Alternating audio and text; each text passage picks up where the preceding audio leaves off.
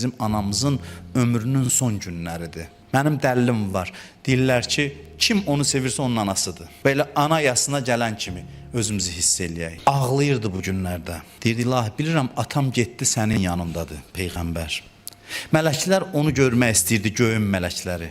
Amma yer üzündən vəhy kəsildi. Axı Quran buyurur, Peyğəmbər nə qədər sizin içinizdədir, sizə bəla gəlməyəcək. Və cəmaat da əlidən üz döndərib, gör nə böyük müsibətdir. Xanım görür ki, nə müsibətə düçar olublar, ağlayır. Mən sizə bir sual verim, Həzrət Zəhra zəif adam idi. Xanım Fatimə zəif adam idi ki, ağlayırdı. Güclü adamlar axı qəmini gizlədir, ifadə eləmir. Əlbəttə ki, zəif deyildi. Kim xanım Zəhraya zəif deyə bilər? Bəs güclü adam idisə niyə nalə eləyirdi? Mən deyim, bilmirəm kim nə qədər başa düşəcək düşsün.